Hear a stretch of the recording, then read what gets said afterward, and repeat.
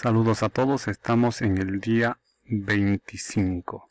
Seguimos con el Catecismo Católico, Catecismo leído, día 25, 2 de 2, primera parte, segunda sección, capítulo 3, punto 813 al 826. En el nombre del Padre, y del Hijo, y del Espíritu Santo. Amén. Padre nuestro que está en el cielo, santificado sea su nombre. Venga a nosotros su reino. Hágase su voluntad en la tierra como en el cielo. Denos hoy nuestro pan de cada día. Perdone nuestras ofensas, como también nosotros perdonamos a los que nos ofenden. No nos deje caer en tentación, y líbranos del mal. Amén. 1. La Iglesia es una. El sagrado misterio de la unidad de la Iglesia. Punto 813. La Iglesia es una debido a su origen. El modelo y principio supremo de este misterio es la unidad de un solo Dios Padre e Hijo en el Espíritu Santo, en la Trinidad de personas. La Iglesia es una debido a su fundador, pues Él mismo, encarnado, Príncipe de la Paz, por su cruz reconcilió a todos los hombres con Dios, restituyendo la unidad de todos en un solo pueblo y en un solo cuerpo. La Iglesia es una, debido a su alma, el Espíritu Santo que habita en los creyentes y llena y gobierna a toda la Iglesia, realiza esta admirable comunión de fieles y une a todos en Cristo tan íntimamente que es el principio de la unidad de la Iglesia. Por tanto, pertenece a la esencia misma de la Iglesia ser una. ¡Qué sorprendente misterio! Hay un solo Padre del universo, un solo Logos del universo y también un solo Espíritu Santo, idéntico en todas partes. Hay también una sola Virgen hecha Madre y me gusta llamarle Iglesia. Punto 814. Desde el principio la Iglesia una se presenta, no obstante, con gran diversidad que procede a la vez de la variedad de los dones de Dios y de la multiplicidad de las personas que los reciben. En la unidad del pueblo de Dios se reúnen los diferentes pueblos y culturas. Entre los miembros de la Iglesia existe una diversidad de dones, cargos, condiciones y modos de vida. Dentro de la comunión eclesial existen legítimamente las iglesias particulares con sus propias tradiciones. La gran riqueza de esta diversidad no se opone a la unidad de la Iglesia, no obstante el pecado y el peso de sus consecuencias amenazan sin cesar el don de la unidad. También el apóstol debe exhortar a guardar la unidad del Espíritu con el vínculo de la paz. Punto 815. ¿Cuáles son estos vínculos de la unidad? Por encima de todo esto revestidos del amor, que es el vínculo de la perfección. Pero la unidad de la Iglesia peregrina está asegurada por vínculos visibles de comunión. La profesión de una misma fe recibida de los apóstoles.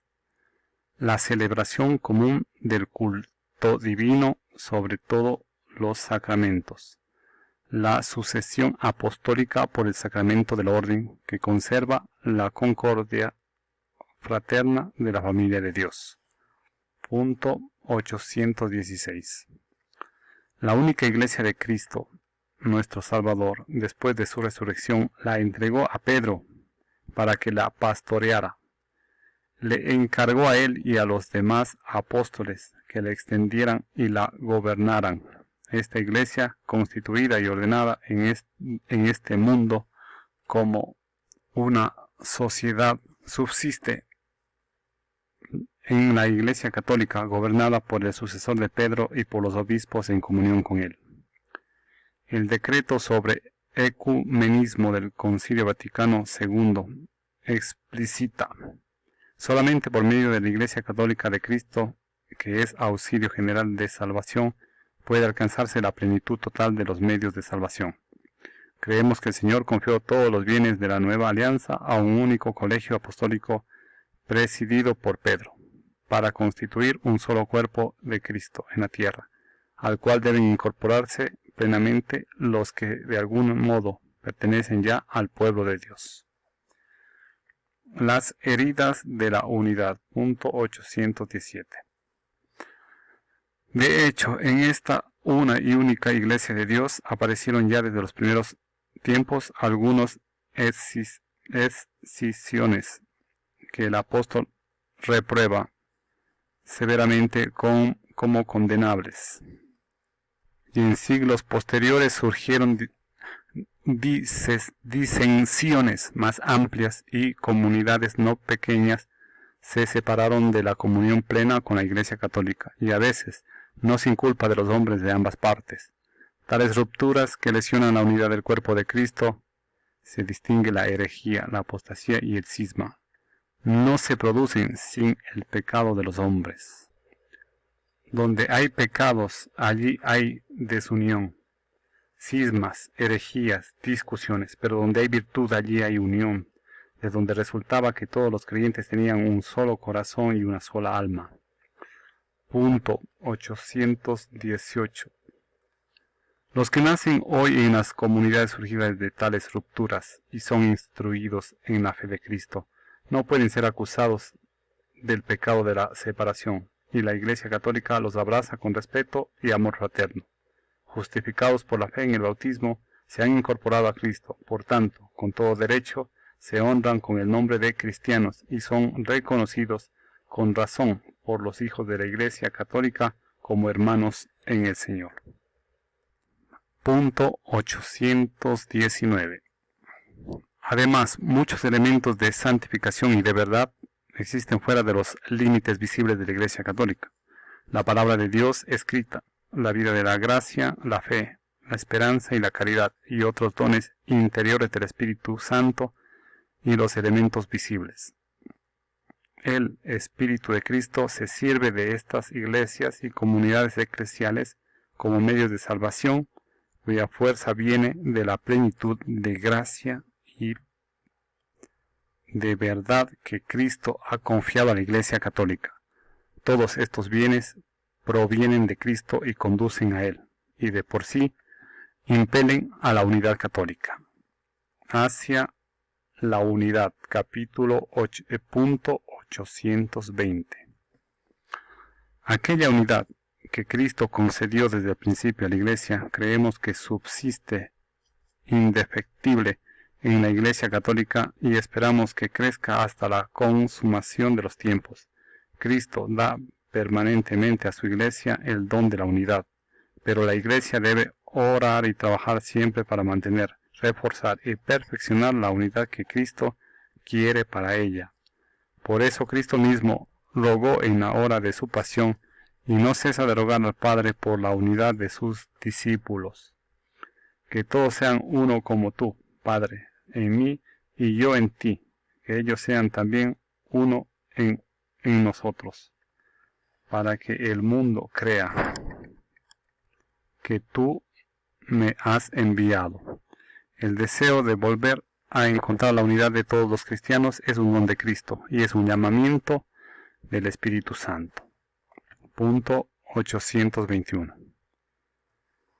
Para responder adecuadamente a este llamamiento se exige una renovación permanente de la Iglesia en una fidelidad mayor a su vocación. Esta renovación es el alma del movimiento hacia la unidad.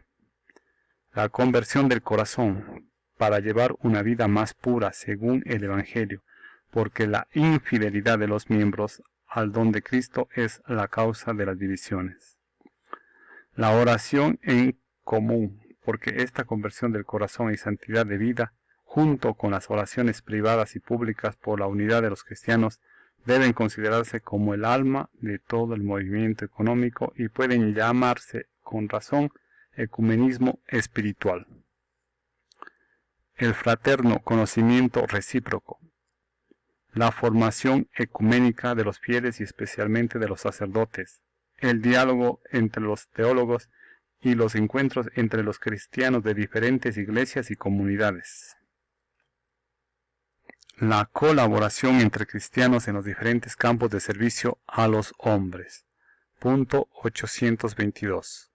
La preocupación por el restablecimiento de la unión atañe a la Iglesia entera, tanto a los fieles como a los pastores. Pero hay que ser conocedor de que este santo propósito de reconciliar a todos los cristianos en la unidad de la Iglesia, de la única Iglesia de Jesucristo, excede las fuerzas y la capacidad humana.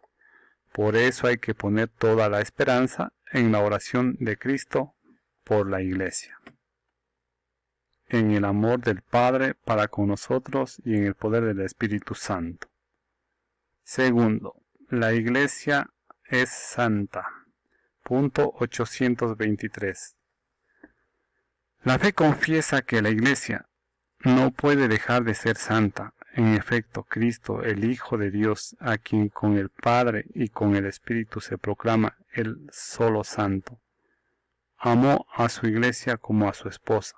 Él se entregó por ella para santificarle, la unió a sí mismo como su propio cuerpo y la llenó del don del Espíritu Santo para gloria de Dios. La Iglesia es, pues, el pueblo santo de Dios, y sus miembros son llamados santos. Punto 824. La Iglesia, unida a Cristo, está santificada por Él y en Él. Ella también ha sido hecha santificadora. Todas las obras de la Iglesia se esfuerzan en conseguir la santificación de los hombres en Cristo y la glorificación de Dios. En la Iglesia es en donde está depositada la plenitud total de los medios de salvación. Es en ella donde conseguimos la santidad para la gracia de Dios. Punto 825. La Iglesia, en efecto, ya en la tierra se caracteriza por una verdadera santidad, aunque todavía imperfecta. En sus miembros la santidad perfecta está todavía por alcanzar. Todos los cristianos de cualquier estado o condición están llamados, cada uno por su propio camino, a la perfección de la santidad, cuyo modelo es el mismo Padre. Punto 826. La caridad es el alma de la santidad, a la que todos están llamados. Dirige todos los medios de santificación, los informa y los lleva a su fin. Comprendí que si la Iglesia tenía un cuerpo, compuesto por diferentes miembros, el más necesario, el más noble de todos, no le faltaba. Comprendí que la Iglesia tenía un corazón y que este corazón estaba ardiendo de amor. Comprendí que el amor solo hacía obras a los miembros de la Iglesia, que si el amor llegara a apagarse, los apóstoles ya no anunciarían el Evangelio, los mártires rehusarían verter su sangre. Comprendí que el amor encerraba todas las vocaciones, que el amor era todo, que abarcaba todos los tiempos y todos los lugares, en una palabra que es eterna. Hasta aquí el punto 826. Continuaremos con el punto 827 en el próximo video. Gracias.